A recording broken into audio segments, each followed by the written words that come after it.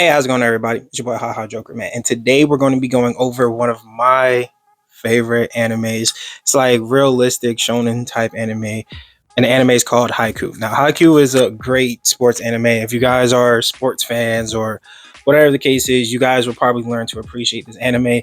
Fact of the matter is that it is a volleyball anime. So I would say, even though you don't understand volleyball, it does a good job of explaining volleyball as far as like the positioning and the rules and things of that nature. But all in all, to me, this is a well done anime. Very, very good. It's just one of those animes that I wish they would continue it. You know what I'm saying? But obviously, there's only so much material you have to work with. But still, once again, very good anime. And there's a movie coming out very soon. I'm not sure. I forgot what it's called, but I know it is coming out very soon. So either way, man, let's go ahead and get into it. We're going to be going over season one, which is 26 episodes, and all 26 of these episodes are very well done. But either way, let's go ahead and get into it. Haiku. Now, Haiku starts off with our main character. His name is Hinata. Now, Hinata is on his bike, and I believe he's heading somewhere, but he stops at this store. And at this store, there's people outside watching TV. And on the TV, there is a volleyball game being played for, I believe it's the national championship.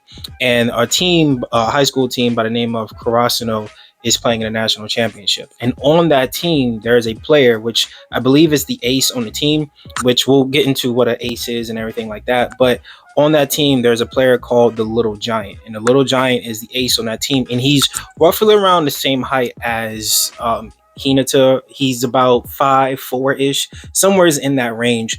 But he is one of the most important players on the team. And Hinata sees this and he pretty much inspires to be the next Little Giant. Now, there is a time skip of some sort, and he is at middle school at this point, but I believe it's either his last year or it's the year before his last year. And at this point in time, he is on a volleyball team and they're entering a tournament. The fact of the matter is that the volleyball team that he is on in middle school is more so of a club. So he needs members like to be in the club with him, be on the volleyball team for it to continue. And up until this point, he hasn't had anybody to play with. And obviously, Hinata is, like I said, he's inspiring to be a player that he saw. And that player is the one who's always like hitting the ball, getting the points, so on and so forth. So the teammates that he has, they're pretty much always looking to Hinata to essentially score points. Now, this is their very first tournament and they're going against one of the top tier middle schools. And when they come in, it's when the team first come in, they're like head and shoulder, chest, everything above this team. Like Hinata's team is obviously very, very small in comparison to this other team. But another player comes out, which is their setter, which is also another main character of ours, another protagonist. And his name is Kageyama. Now, Kageyama is the setter on the team. And the way this animation is, you'll see certain things like I guess the aura around certain players or whatever the case is. You'll see that a lot in this anime, and the way that it's done very well.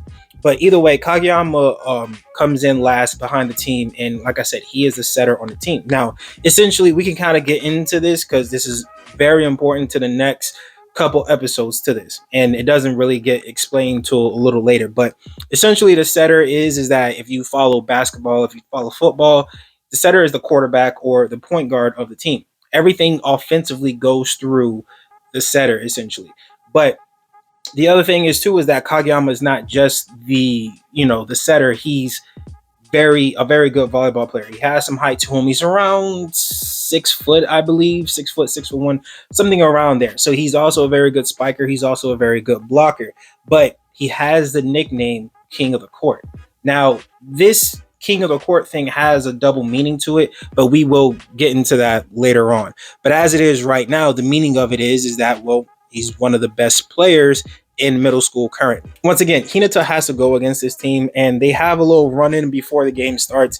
And the little run-in that they have is, Kageyama sees certain things in Hinata and things of that nature. But as it is, Hinata is not a polished volleyball player. Hinata is very athletic, though. He's very quick. He can jump really high, and these things contribute to how Hinata wants to play volleyball. Again, very similar to what the Little Giant was. Very small frame, again around the same height, 5'4", something like that, but once again very athletic. And throughout this game we obviously see the differences between the two teams. Like I said already, Kageyama's team is one of the top middle schools, and Hinata's team is, you know what I'm saying, it's their first time, so it is what it is. But there are points throughout the game that we do notice certain things that do take place before the game starts. I would say is that they're doing the little warm-ups, and Kageyama is doing these certain passes that are to his spikers are just seemingly they're too difficult to really hit, and his teammates are trying to tell him about this, but Kageyama has a very interesting attitude about him. He's essentially like a dictator when it comes to this. Like, I'm the one passing. All you need to do is just hit the ball, and it does kind of hint to like a chill out, back off type thing. But Kageyama has his ways of doing things, and throughout the game, starting when the game starts and things of that nature, we kind of see it. But Hinata is doing whatever he can with what he has to work with, and there are times where we see that Hinata says that if the ball doesn't hit the ground, we still get to play. And we see him, diving for passes and things of that nature, and diving for spikes and stuff like that. And on the opposite side, yeah, Kageyama's team is blowing them out, but we see that there's moments where that Kageyama's team is not really trying. You know what I mean? And this obviously ticks Kageyama off a lot. And there was a point in the game, there was a point in the game where we see this crazy animation happen that shows off Hinata's ability to jump and to get to certain passes. There was a missed pass that happened in the game, and Hinata was still able to get to it, and this threw Kageyama completely off. And I believe the points didn't count anyways because it ended up going out of bounds, but it showed something to Kageyama that, like, okay, this is pretty interesting that this kid is able to do this, and he has will to want to do this, but not good enough to win regardless. And obviously after the game, Hinata is obviously distraught about it, but he sees Kageyama and tells him, one day I'll play you again and I will beat you. So probably about a year passes after that, and obviously Hinata ends up showing up to the Karasuno High School. Obviously that's where the Little Giant went, but keep in mind too, because this is very important, that Karasuno is not the same school that it was back when. Because keep in mind, at the time that Hinata saw the Little Giant, he wasn't even, I don't even think he was in middle school yet. I think he was just getting into middle school. So around 3 to 4 years have passed since then, and things have changed. But regardless of that, Hinata obviously shows up to the Karasuno gym, and the very first person he sees there is Kageyama. Now, this throws Hinata off for multiple reasons. Number one being obviously is that now he can no longer play against Kageyama to, get his payback, so on and so forth. But the other thing is too, is that once again, this school is not a top tier school anymore.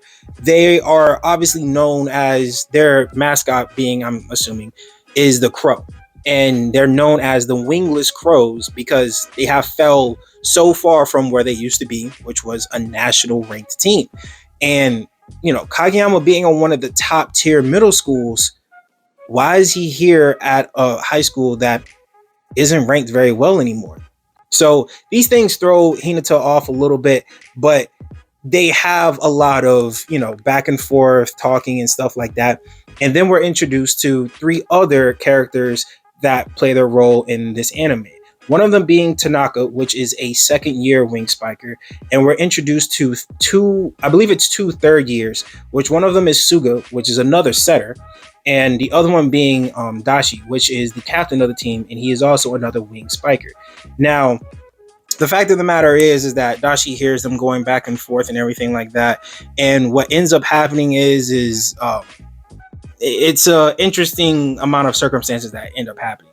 We're not going to really get into too much of it, but ultimately what ends up happening is that Dashi ends up having to kick them out of the gym and tells them that until you guys get along, you are not welcome in this gym. Now, this obviously is a huge problem for obviously Hinata and Kageyama because all they want to do is play volleyball, but they can't get out of each other's way to do that. But fast forwarding probably like a day or so later, Kageyama obviously has his idea, and his idea is to pretty much take on Dashi and another one of the either Tanaka or Suga in a 2-on-2. Now, Dashi ends up telling him that, we have two other first years coming, so we'll have it be a 3v3. But if you win, you can be back on the team. But if you lose, you cannot play setter for this team. Now, this is obviously discouraging to Kageyama because all he wants to do is play setter. And now he has to rely on Hinata in order to win this game also. Because this is not like a 6v6 like a typical game. This is just a 3v3. And like I said previously, Hinata's volleyball skills aren't polished the way Kageyama's are. Kageyama's able to receive, he's able to spike, he's able to do multiple things that contribute to the team, which is why Dachi says you can be on the team, but you just can't play setter. Because obviously he has other skills and other talents. But obviously Kageyama does want to do that. He wants to be the setter. But once again, unlike Kageyama, Hinata is pretty much all he wants to do is spike. And receiving is not one of his strong suits. And on a 3v3, you need to know how to receive. Kageyama goes on to try to help Hinata learn how to receive better. And pretty much what ends up happening is that Tanaka, which is going to be the third person, which is on their team, pretty much they're trying to help each other out. And what ends up happening is that Kageyama tells Hinata that I'm not going to pass you the ball because if you can't receive, what I'm saying, you're not helping this team. So until that, pans out, you're not touching the ball. I'll pass it to Tanaka the whole game. It is what it is. And this obviously hurts Hinata. So as time goes on, he's trying to get assistance from Suga and things of that nature. And, Kageyama then continues to help Hinata to get better at receives. So one night, they're going on with their practices and stuff like that, and the two other first years show up. Now, these one of the characters is very essential to this. The other one doesn't really play a role too much in season 1, so I don't really know his name like that. But the other first year, which is Suki or Tsukishima, but they just call him Suki. Suki is really tall. Suki's probably around 6'3", maybe 6'4", but Suki has an attitude about him. He has like a know-it-all type attitude, and he's just a dick. You know what I'm saying? He really just comes off like that but he is a very good volleyball player. I will say that he is a very good volleyball player. It's just his attitude is just completely ass. But this is important when they first see each other because Suki knows exactly who Kageyama is and why he is called the king of the court. Now, once again, everybody knows how good of a player Kageyama is to earn that nickname. But like I said earlier, there is a double meaning behind it. So I don't know if it was the championship game in the middle school or the semifinals for it, but there was a point where Kageyama was yelling at his teammates. And at some point, he ended up trying to pass it to one of his teammates, and nobody was there. Okay, he was completely by himself on the court, and he ended up getting benched. So King of the Court kind of reference to him being a dictator in a sense that nobody wanted to play with him because of just how he treated his teammates. And this obviously affects Kageyama a lot because this is probably one of the biggest reasons of why he couldn't get to a top tier high school. Fast forwarding, I believe like a day or so later, they're on the court practicing, still trying to work on the receives. And there's a moment where Kageyama realizes that, Hinata, he's doing what he can. You know what I'm saying? And then Kageyama hit a ball too far and Hinata chases it down and he saves it. And then Kageyama ends up getting Hinata a pass, which is so huge for Hinata because he's never gotten a real pass from a real setter. And this meant everything to him. So we fast forward to the game, and throughout the game, it's hard for them to get on pace with each other between Hinata and Kageyama as far as the offensive side. And Suga ends up kind of stopping the game a little bit and tells Kageyama, try to bring out Hinata's strength, which his strengths are speed and obviously his ability to jump. Now, Kageyama has this little relay with Hinata that, hey, look, don't worry about the ball. I will get the ball to you. Now, it's funny because Hinata took this a whole different way than what Kageyama was talking about. So, I believe maybe like the next play or whatever the case is, Kageyama ends up giving Hinata a pass, and it was a great pass. You know what I'm saying? Hinata got a point. He was very happy. He was like, wow, I'm, surprised that I got that point. And Dashi's on the other side because obviously he's on the other team. He's on the other side of the net, and he is absolutely shocked right now. And everybody's like, well, what's going on? And Dashi says his eyes were closed. He wasn't even looking at the ball. From the point where he took off and jumped in the air, his eyes were closed the whole time. And this surprises Kageyama because it's like, how can you trust me 100% like that? Like, nobody should trust somebody 100% like that. And obviously, this is big for Kageyama too because, like I said, in middle school, he lost the trust of his team. And Hinata says, well, if I look at the ball, I'm going to be worrying about the ball too much. And if I just have my eyes closed, I just rely on instinct to just swing my hand and hit the ball. And that's it. So they ended up trying that a few times. Sometimes it worked out, sometimes it didn't. There were some times where Hinata couldn't get through Suki and his ability to block. But one thing, like I said, Hinata's not the tallest. And even though he can jump high, he can't cover the space that Suki's able to cover when he jumps versus when Hinata jumps. So Kageyama then tells Hinata that, hey, if you can't jump over him, if you can't, spike the ball through him, run around him.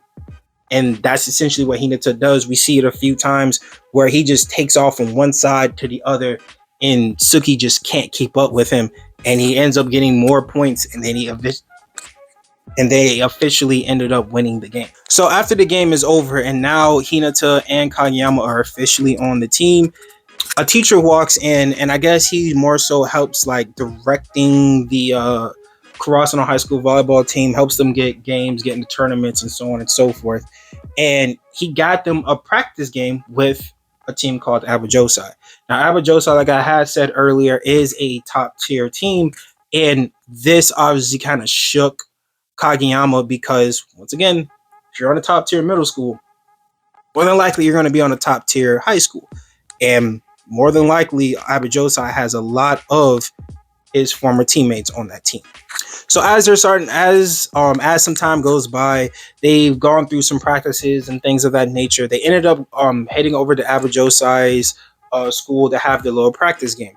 Now, throughout the practice game, the first set, Hinata is completely nervous because this is the first time that he's actually playing on a actual team, legitimate, you know what I'm saying? Like having a setter, having good teammates with him, and he is nervous, like crazy nervous.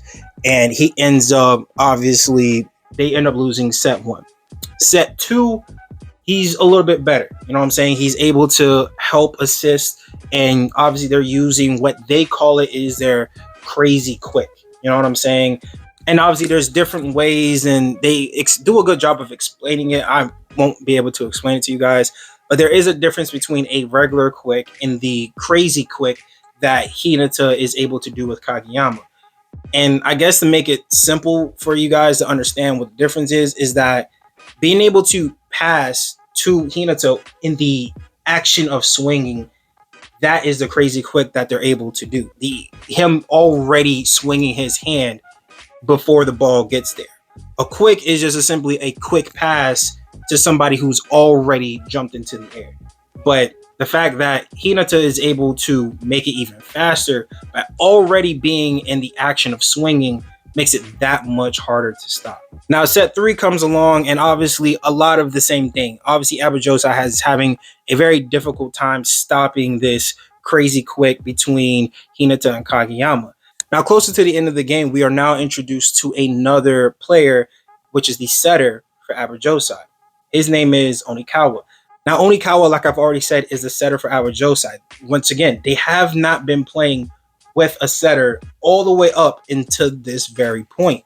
Now, I think Onikawa was facing some kind of injury or whatever the case is, so he just showed up and he, wants to run. So he's warming up and things of that nature, and we can see Kageyama's energy kind of change because what we don't know is that Kageyama pretty much modeled his game just like Hinata models his game after the Little Giant. Kageyama modeled his game after Onikawa. Onikawa is such a good setter. He's won awards in middle school as a setter, and it's the same middle school that, of course, Kageyama has came from. At this point in the game, I think Karasuno's up like 3 or 4 points or something like that, and I think they're at match point if I'm not mistaken. And Onikawa comes in, and Abajosa has ball. And Onikawa realizes that there are two first years, being Hinata and Suki, in the back line. And he ends up getting back to back to back aces on them because Onikawa knows that them being first years, their receives are probably not very good, which they aren't. So obviously Dashi makes an adjustment and he ends up taking kind of like the middle of the court because Dashi being a third year, his receives are a lot more polished than theirs. So they end up getting the receive and they end up rallying back a point. But it's how they got this point, which was very interesting. Again, another good job on the animation and what showing the ability that Kageyama and Hinata have with their attack. But here's the thing too, is that this time, this last point that they ended up getting, Hinata's eyes weren't closed. They were locked in on Onikawa, and this took him completely by surprise. But again, it's a great job and it's good animation. And they ended up winning set 3 and ultimately winning the practice game. Now, after the game is over, Onikawa kind of has an interaction with the team and explaining to them, like, if you guys don't get better, you're not going to not see me in tool set 3. I'm going to be there the whole game. And, I want us to have a good game. And as of right now, y'all not ready for this problem. You know what I'm saying? But once again, it kind of fails in comparison because even though Abajosa was playing without their setter, later on, Kageyama relays to Dashi that we don't have a, and again, I know people are going to probably have different ways of saying this, but it's like a Libra or Libro.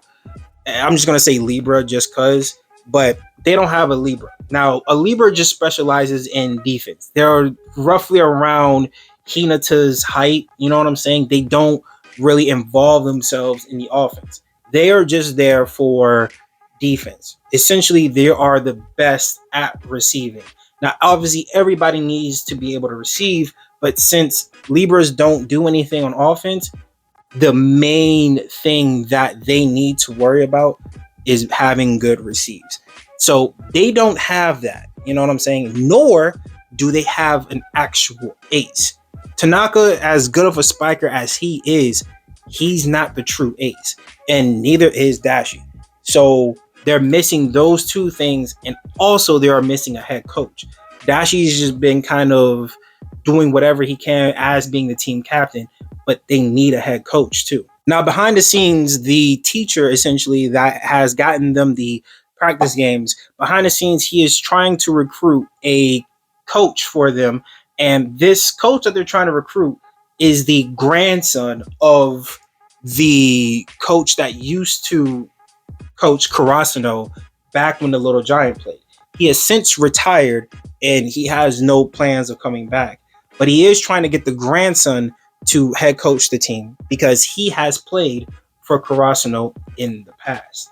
And on top of that, we are introduced to our Libra eventually, and his name is Nishinoya. Now, Nishinoya, or Noya as they will probably call him in an anime also, but Noya, he is the Libra of the team. And he is, hyper. He's pretty much just like Hinata. They both share like the same personalities. Very hyper. They move around a lot, so on and so forth. But Noya was expecting to see the ace, which his name is Asahi. And Asahi is not there. So Noya does not want to play unless Asahi is going to play. Now, The fact of the matter is that Noya is a second year also. So between all of them, between Tanaka, Dashi, Suga, they all have already played together. They've already, shared sweat, shared blood. And the fact that Asahi's not there and he's a second year also, it bothers him.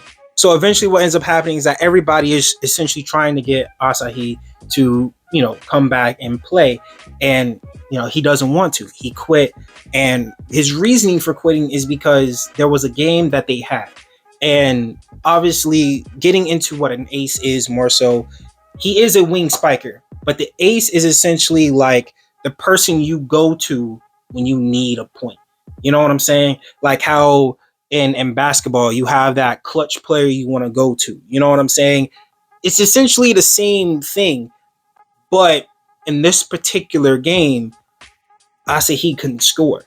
And Noya was taking fault for that because one of the things that a Libra is supposed to do is have not only good receives, but when a spike happens and it gets blocked, the Libra typically is the one who will help dig up a blocked shot and keep the ball alive and keep the game going. And Noya wasn't able to dig up blocks, and Asahi wasn't able to score. So they both took like hurt by this. They both were trying to shoulder something that just wasn't their fault. They just played against the better team, but it broke them up. And they got into a little skirmish, got into a little fight, which led to Noya getting suspended for like a certain amount of days, and it led to Asahi just absolutely quitting. But Suga was trying to get Asahi back. Everybody was trying, but of course, Hinata and Kageyama were the last ones to go to Asahi and explain to him that Hinata was trying to tell him like, hey, I couldn't get anything to go for me. You know what I'm saying? I couldn't get a spike, or I couldn't see over what they call the wall, which is simply is just blockers. Like I couldn't see over the wall until Kageyama, and he helped me see over that wall, and he could probably do the same thing for you. And also, he's kind of like, yeah, okay, we'll see. I don't know if I'm gonna do that, but it's whatever. And pretty much the last message that they relayed to him is that, well, if you still love to play volleyball, you should come back. You know what I'm saying? And that's all it should take. You know what I mean? So after some time has passed now, probably just like a few days or so, we ended up getting our, manager of Karasuno. He ends up getting another practice game against Nekoma. Now, Nekoma is essentially the rivals to Karasuno. This goes way back to when the old coach, the coach that used to coach the Little Giant, and they were nationals and stuff like that. It goes way back then. But the coach that was on Nekoma is still there. He's an old dude. He's still there, still coaching. But obviously, like I said, the Karasuno old coach is just not there anymore. But this also pushes the grandson that the teacher was trying to get. This also pushes him to now want to coach for the team because they're playing against Nekoma, the rival school. But either way, a rivalry is a rivalry. And obviously this pushes the coach to want to, come in and see what the team is.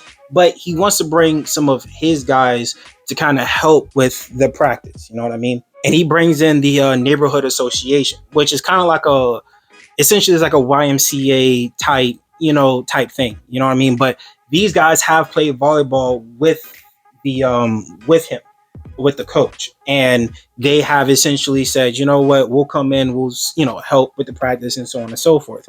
Now, I forgot what the teams were. Essentially, Kageyama, Hinata, and Tanaka, and I forgot who else was on the other team. But Suga and Asahi arrives as the ace, and Nishinoya they're on the same team along with the neighborhood association too. So they're all one team going against Kageyama, Tanaka, and the rest of them.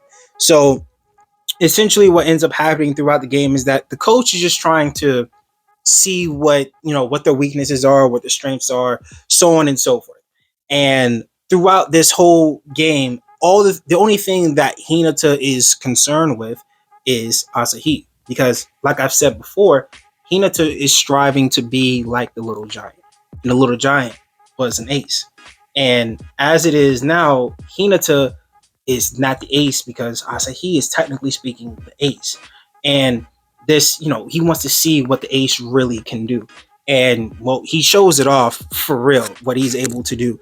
Asahi also is about he's close to Suki's height, I believe, around that 6'3" range, something around there.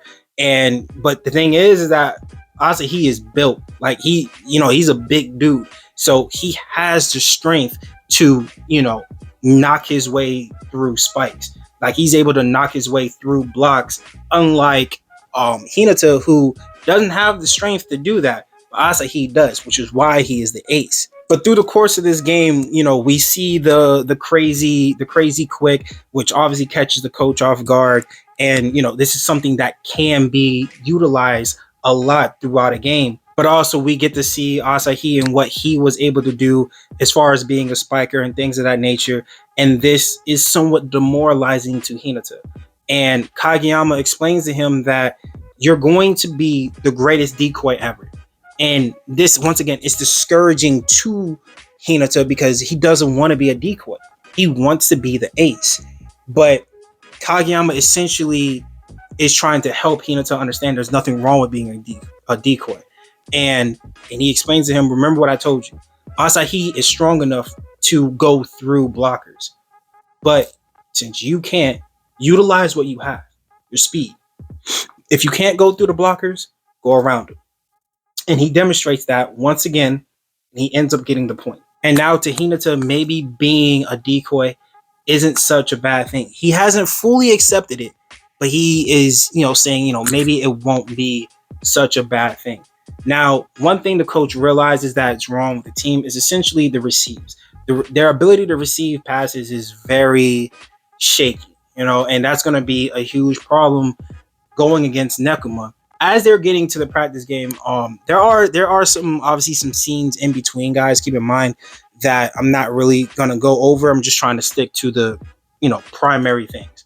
So Hinata does have a run-in with the Nekoma setter, and he didn't realize who he was at the time, but it doesn't really play a role throughout, what's going on, especially going on into the practice game.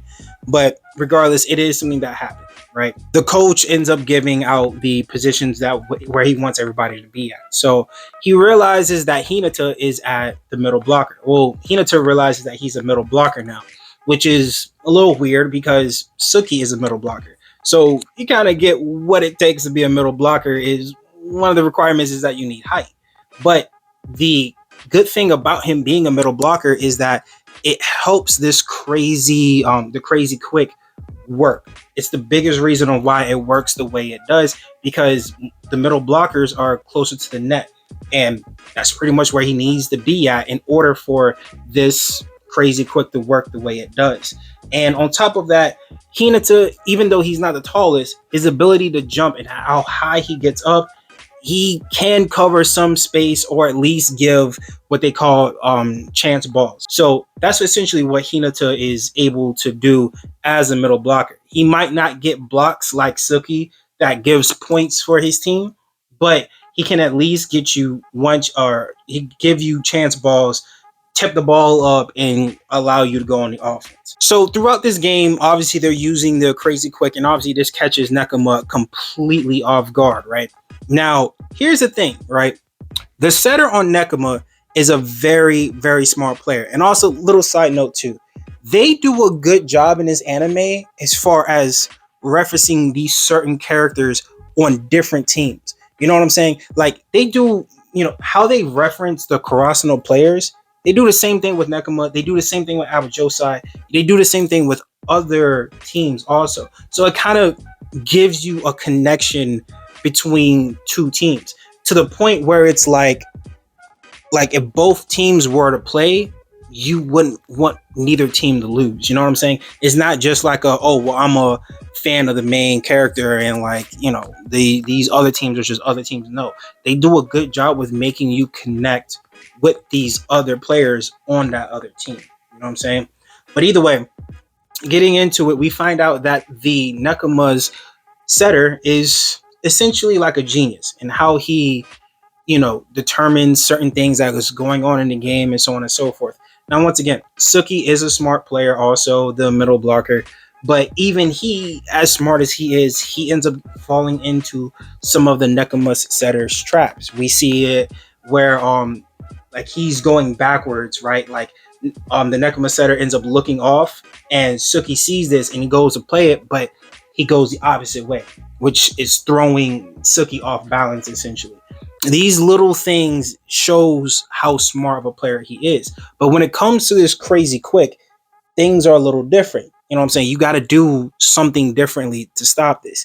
And essentially that's what ends up happening is that the coach for Nekoma essentially says, well, we got to find we have a way of stopping this. And pretty much looks towards the setter. And the setter says, well, we essentially just got to take Hinata out the game. And that's it. Like, as dangerous as Kageyama is as a setter, as good as he is, and even in knowledge, he might even be better than me. The greatest strength that he has right now is Hinata. He can't do this crazy quick with the other players. So we take away Hinata, and then eventually we'll take away Kageyama. And that's essentially what ends up happening. So what they ended up doing is marking Hinata. Now, are they still getting points elsewhere? Yes, but it's not enough to keep the lead against Nekoma. Once again, Nekoma prides himself in two things: defense and stamina. And that's it. When they get a chance to get their points, they'll get them. But till then, as long as we are making you tired by playing defense, we'll get our points. And eventually that's what ends up happening is that obviously Hinata is getting discouraged that he can't get points. They eventually start slowing them down, so on and so forth, and they ended up taking set 1.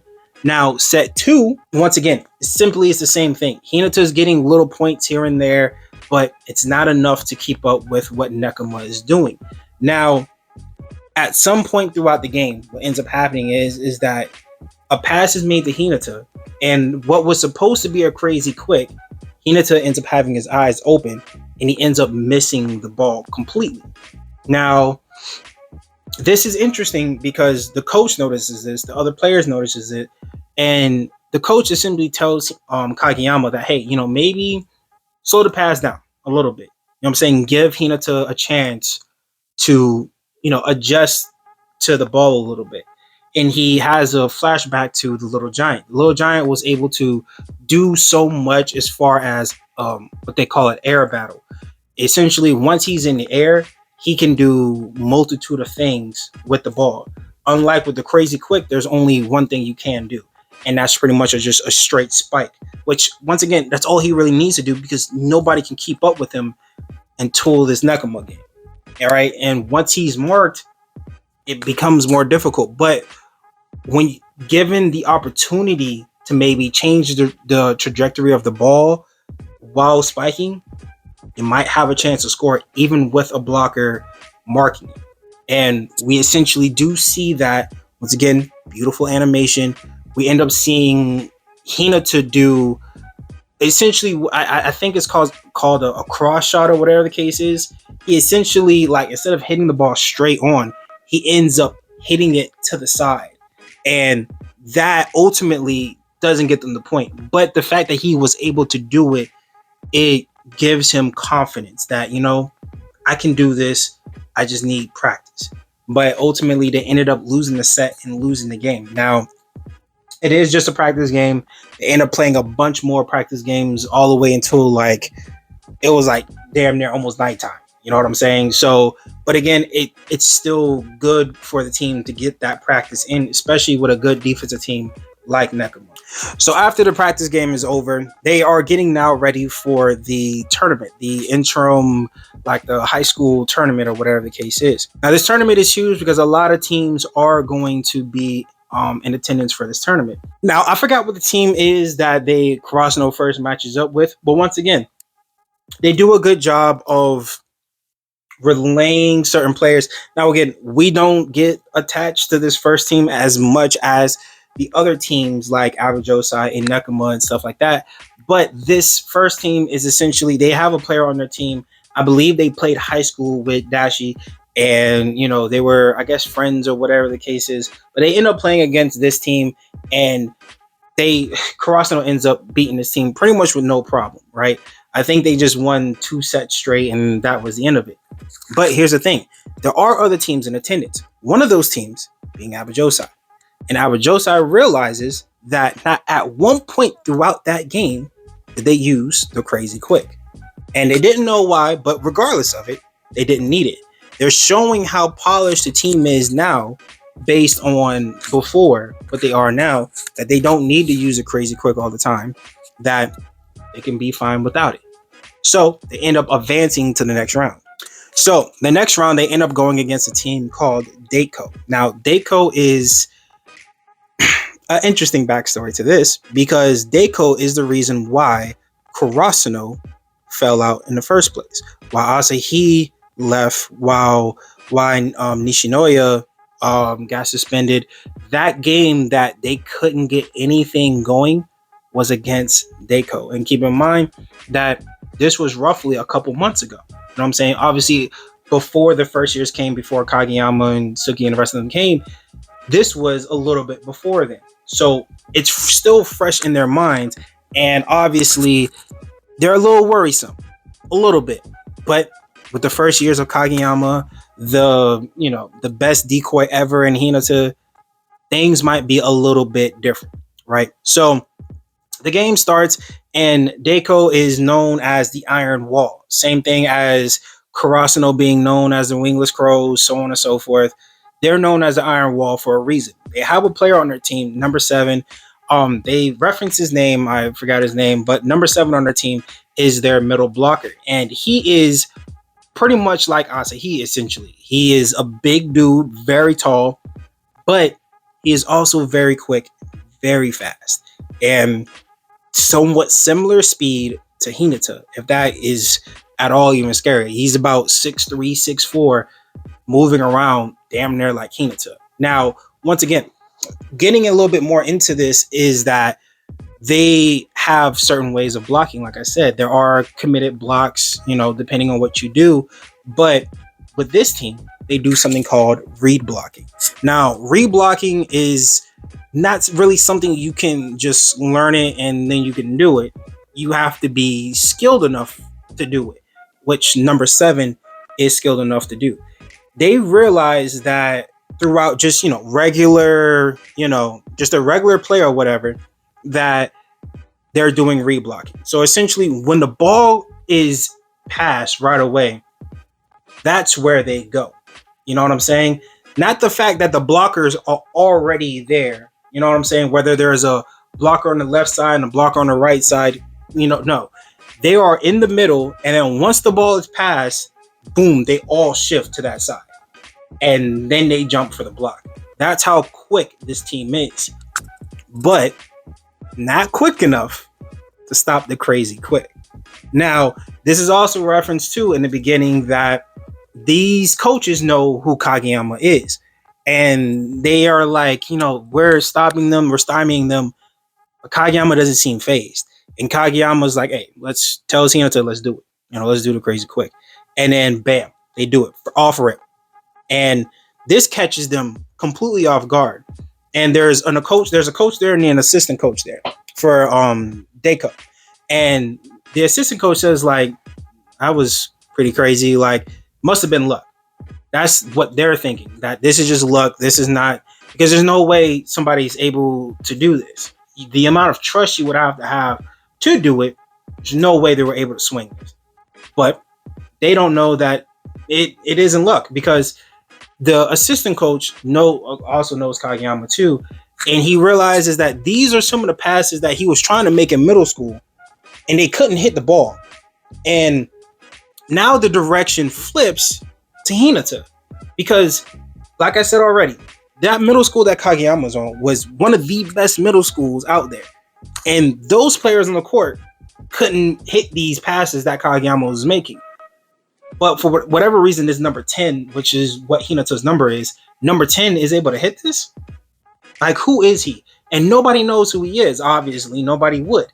And they're like, okay, it must have been luck or whatever. Maybe 2 or 3 rallies pass, and now the ball ends up on Kageyama's side and on our Karasuno side. And the ball ends up going a little bit not close to the net, but more towards the middle line. There's like a back line that's out, but it lands like in the middle, on the middle line. And that pass is hard to make. And as soon as that ball goes to the middle line, they're like, no way he's gonna do that pass from there. Oh, best believe Kageyama don't give a damn. He straight lean back, that ball touched his hands, and he passed it right to Hinata.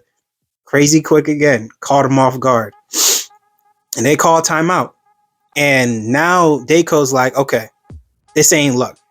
Like they doing this is for real. And now they're stuck having to try to figure out now, because now they can't do read blocking. Because in order for the read block to work, the ball, even though they're reading, as soon as the pass goes, they're reacting to it. But they can't react quick enough to then jump up, especially when, like I said, Hinata's already in the air and already in the act of swinging. So even if you were to react quick enough to the pass, you won't be able to get up quick enough to block the spike. And that's essentially what ends up happening. But we also see a few times throughout the game where Kageyama is doing things that he saw in the Nekoma game. There was one point in time in the game where everybody was focused on Hinata. And this is what being the greatest decoy gets you. So while everybody was focused on Hinata and what he was doing and where he was going to be at, there was a point in time in the anime where Hinata called for the ball, and bam, number 7's right there, the middle blocker for Deco. And he jumps up and he yells out number 10, and he jumps up with him, and Hinata goes and swings the ball right at him, whiffs it, misses it completely, but the ball's still in the air. And Asahi comes up from way behind, and number 7's on his way down. And Asahi has a flashback to when Hinata and Kageyama were first trying to get him back on the team.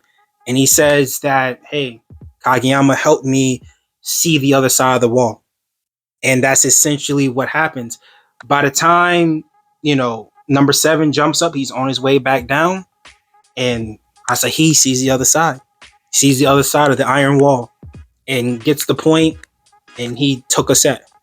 And the next set, things are changing now. So now they don't want them, number 7, to go, because one thing that they notice is that they don't have Hinata necessarily marked, but because of how quick number 7 is, it's damn near essentially like he is marked. So what they ended up doing is that they made a rotation change. So now anytime that they rotate, every single time that they rotate, Hinata is never with number 7. Okay, number 7 is always in the back row when Hinata's at the net, and every time number 7 ends up getting to the net, Hinata's in the back row. Okay, so with this change, obviously it's going to be a little bit of change in offense and defense for everybody. But fast forwarding towards closer to the end of the game, even though number 7 is in the back line and Hinata's at the net, even that row, that opposite row, even they are now starting to adjust to Hinata's quick. So now this is now becoming a game, essentially. And what ends up happening is that it's at a point now where if Hinata is in that back row, now the offense is now changed. So Deco is at a point now that if number 7 rotates to the front, that things can change in a bad way. And Deco could come back and take this set too. And Karasuno's coach essentially says that we got to take this set, because if that row that Hinata is going against is now starting to adjust to him without number 7 being in that row, we might not win set 3. So essentially what ends up happening is that Asahi, he's rallying back and forth between the iron wall once again. And Kageyama has a little bit of a flashback to what Suga has said about how Asahi likes his passes. And this kind of does play a role into later on in the season too. But as of right now, Suga told Asahi way back when that, Asahi likes his passes a little bit higher and a little bit more away from the net. So that way he can do his air battle how he sees fit. And that's essentially what ends up happening. And Asahi finally breaks through the iron wall, gets the point, and ultimately wins the set and wins the game. Now, once again, man, and I referenced this already. This anime does a good job of making you feel bad for the other team for sure. Because anytime after these losses happen, you can see their faces, and it's like, bro, if you're a sports fan or if you played sports, whether it's been high school, college, whatever, like what losing feels like. You know what I'm saying? And like seeing what I'm saying, like these guys are giving it their all and everything like that. Again, you feel bad if like another team loses to Karasuno, even though Karasuno's the main team, it's the main characters. It's like, bro, I feel bad for these dudes. You know what I'm saying? Because some of their backstories is like they really do make you connect with the opposing team in that way. You know what I mean? But here's the thing: they advance to the next round. In the next round, they are going against Abajosai. So as it is, Karasuno now has advanced to the next round, which going against Abajosai is essentially because, well, they know most of their game plan because they've already played against them in a practice round. And, well, to start off set one against Abajosai, things weren't really going to plan. Honestly, it seemed as if Okinawa really just got into Kageyama's head. And we see a whole bunch of references to this. You know what I'm saying? A whole lot of flashbacks and things of that nature. And, well, Kageyama has reverted essentially back to his old ways of essentially feeling like he has to do everything himself. And ultimately, it ended up costing them set one, and there was a change made. And this change was that Suga was now going to go in to start set two, and Kageyama was benched yet again. And obviously, this played a huge role in this, but it was different. This time, there was a reason of why he got benched. Not so much of his dictatorship and pretty much just pissing off his teammates. It was so he can see what more he can be as a setter, what more he can do as a setter to get the most out of his team, regardless of how good or bad Okinawa is the setter for Abajosai. He might not be as talented as Kageyama to do pinpoint passing the way he does with Hinata, but one thing he does well as a setter, which Kageyama didn't realize in set one, is that he can still get the most out of his teammates when it comes to getting points. Fact of the matter is that everybody is different, and pinpoint passing doesn't work for everybody the way that it works with Hinata. But as of right now, Suga is going in to start set two, and his way of doing things is completely different than Kageyama's. And we see that. He ends up putting certain people into position to perform. He ends up putting Hinata in position to get blocks, Suki in position to get blocks also. Just different things and different ways of how he goes about doing it. And pretty much Kageyama is sitting on the sideline, essentially learning this. You know what I'm saying? Figuring out everything on the fly, because regardless of how far they have made it, how many practice games, how many training camps, stuff like that, no matter how different these things are, regardless of all that, they still are not as polished as Abajosai. And we see this quite a bit. One thing I failed to mention too in the first round, or in the first set, I should say, is that they picked up on a certain cue that Kageyama and Hinata were doing to determine whether or not they were going to do the crazy quick or not. And essentially Okinawa picked up on it through watching film. And this is another detail that this anime does well, is that we got Okinawa out here watching film on Kurosano, picking up on these things and these little subtle details that they do throughout the anime is very important, and they make sure that they show it throughout this season one.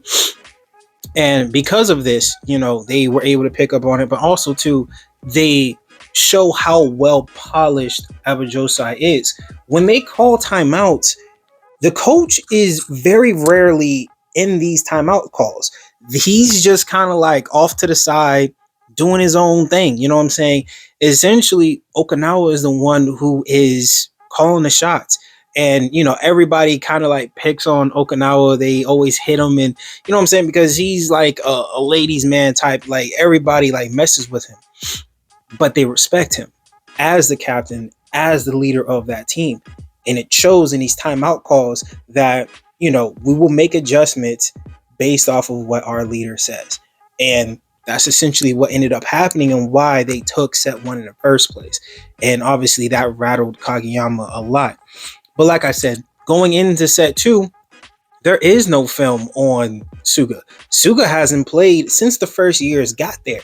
And this is obviously a different pace that Kurosano is now moving at. And they're essentially winning set two in good fashion.